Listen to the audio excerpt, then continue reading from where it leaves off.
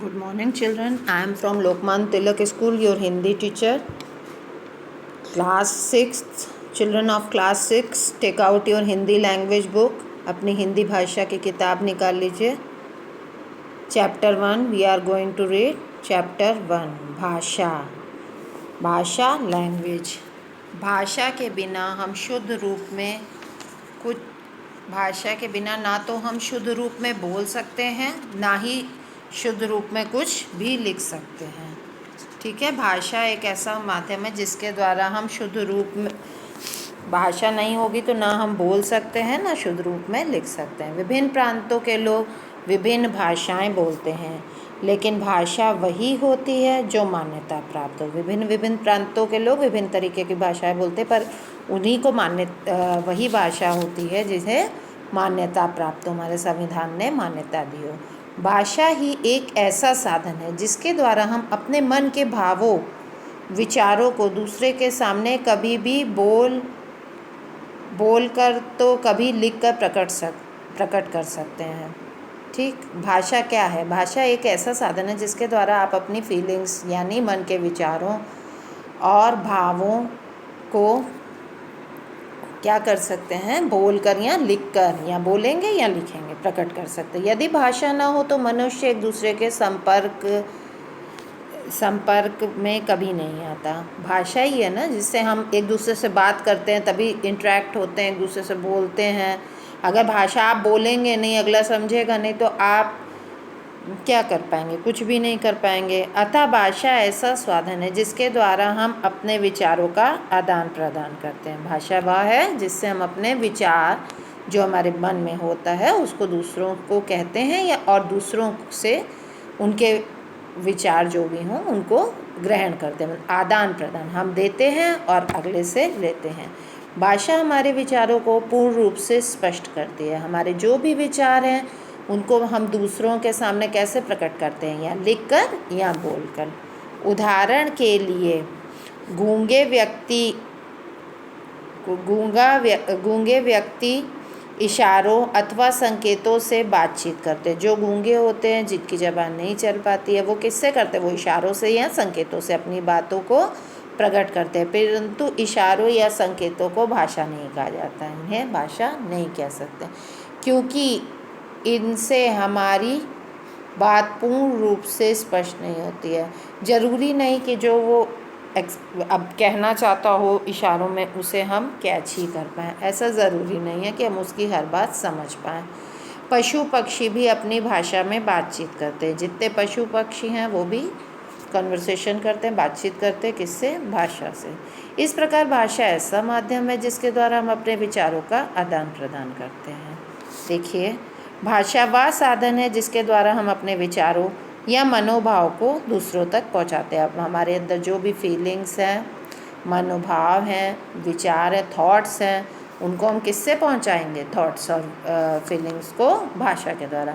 भाषा को हम बोलकर या भाषा का प्रयोग हम बोलकर या लिख कर करते हैं. भाषा किस तरीके से यूज़ करते हैं हम भाषा को?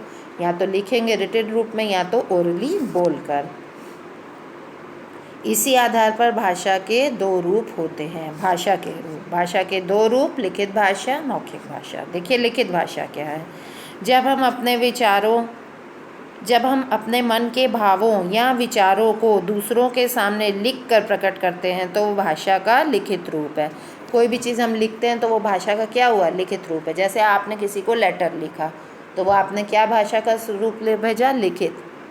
ठीक है. मौखिक भाषा, जब हम अपने मन के भावों या विचारों को दूसरे के सामने बोल कर प्रकट करते हैं तो हम मौखिक भाषा प्रयोग करते हैं. जब हम बोलते हैं तो वो कौन सी भाषा होती है? मौखिक भाषा. जैसे आपने टीवी पे नरेंद्र मोदी जी की स्पीच सुनते हैं तो वो बोल रहे हैं और आप सुन रहे हैं ना. या क्लास में मैं आपसे बात कर रही हूँ, मैं आपको लेसन समझा रही हूँ, चैप्टर समझा रही हूँ, आप उसको सुन रहे हैं. तो ये कौन सी भाषा हुई? मौखिक भाषा. कोई आपको फ़ोन करता है, फ़ोन पे आपसे बात करता है, फ़ोन पे बोलना क्या हुआ? मौखिक भाषा हुई. भारतीय भाषाएं. भारत में अनेक भाषाएं बोली जाती हैं, पर हिंदी भाषा को ही राष्ट्रीय भाषा के रूप में मान्यता दी गई. हमारे संविधान ने किसको राष्ट्रीय भाषा कहा है? हिंदी को। बहुत भाषाएं बोली जाती है, अतः हमारी राष्ट्रीय भाषा हिंदी है। भारत में अनेक भाषाएं बोलती हैं, जिनमें से कुछ अग्रलिखित हैं। अग्रलिखित मीन्स अगले पेज पे देखिए, पंजाबी, गुजराती, असमिया, मलयालम, तमिल, तेलुगु, उर्दू, मराठी, संस्कृत, उड़िया, कश्मीरी। बच्चों, भारत में 22 भाषाओं को मान्यता प्राप्त है। इस चीज़ को फिर से सुन लीजिए, भारत में 22 भाषाओं को मान्यता प्राप्त है। आगे बढ़ते हैं। लिपि। लिपि, प्रत्येक भाषा को लिखने की अपनी विधि होती है। हर एक भाषा की लिखने की अपनी अपनी विधि होती है। भाषा का मूल रूप लिखित है। भाषा का मूल रूप क्या है हम लोग का? लिखित। अतः इसको लिखने के लिए चिन्ह निर्धारित किए गए हैं। भाषा को लिखने के लिए क्या किए जाते हैं? चिन्ह निर्धारित किए जाते हैं। चिन्ह क्या मतलब? आप अगर का लिखेंगे तो उसको का ही बोलेंगे, ये सब चिन्ह नहीं है, ठीक है। मात्राएं कु है तो कु की मात्रा ऊ वाली है, तो ये सब क्या है? ये सब चिन्ह ही तो है।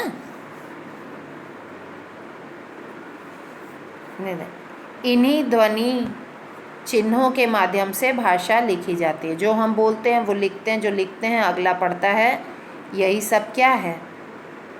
भाषा लिखी जाती है। भाषा के लिखित रूप का आधार उस भाषा की लिपि होती है। उसका आधार क्या है? उसकी लिपि। कौन सी लिपि में लिखी गई? जैसे हिंदी और संस्कृत भाषाएं देवनागरी लिपि में लिखी गई, अंग्रेजी भाषा रोमन लिपि में लिखी गई है। भाषा के लिखने के ढंग या विधि को क्या कहते हैं? हम लिपि कहते हैं। कुछ भाषाओं की लिपियां निम्नलिखित है। नीचे देखिए दिया है, एक तरफ भाषा, दूसरी तरफ लिपि। पहला हिंदी है, हिंदी देवनागरी लिपि में लिखी जाती है। सेकंड नंबर पे पंजाबी, पंजाबी गुरमुखी में लिखी जाती है। थर्ड नंबर अंग्रेजी, अंग्रेजी रोमन में लिखी जाती है। उर्दू, उर्दू किस में लिख सकते हैं? फारसी में। उर्दू लिख सकते नहीं, उर्दू की लिपि फारसी है। गुजराती की लिपि देवनागरी है। व्याकरण, आइए व्याकरण समझते हैं। व्याकरण मतलब ग्रामर। प्रत्येक भाषा को लिखने के लिए नियमों की आवश्यकता होती है। आप कुछ भी नहीं बोल सकते ना। कप, हमें दूध दो, हमें दूध में कप दो, अब हमें कप में दूध दो। तीसरा वाक्य मेरा सही है। हमें दूध में कप दो, गलत। दूध हमें कप दो, गलत। हमें कप में दूध दो, ये पूरा सेंटेंस सही है। तो प्रत्येक भाषा को लिखने के लिए नियमों की आवश्यकता होती है। नियमों द्वारा ही भाषा का शुद्ध प्रयोग होता है। भाषा समझ में आ गया? नियमों द्वारा ही भाषा का शुद्ध प्रयोग होता है। शुद्ध प्रयोग होगा तभी आप उसको समझ सकेंगे, तभी आप उसको लिख सकेंगे। भाषा के जितने नियम होते हैं उनका ज्ञान व्याकरण द्वारा होता है। व्याकरण द्वारा ही हम भाषा के नियमों का ज्ञान होता है। व्याकरण द्वारा ही हम भाषा को समझ सकते हैं। आइए व्याकरण के बारे में पढ़ें। व्याकरण वह शास्त्र है जिसके द्वारा हम भाषा को शुद्ध रूप में बोलना, पढ़ना, लिखना और समझना सीख सकते हैं, ठीक है। भाषा के द्वारा ही आप, व्याकरण ही वह शास्त्र है जिसके द्वारा हम भाषा के शुद्ध रूप में बोलेंगे, उसको पढ़ लेंगे, उसे लिख लेंगे, उसे समझ सकेंगे, जिसका मीनिंगफुल कोई सेंटेंस होना चाहिए, ठीक है। याद रखें, सभी भाषाओं का व्याकरण अलग अलग होता है।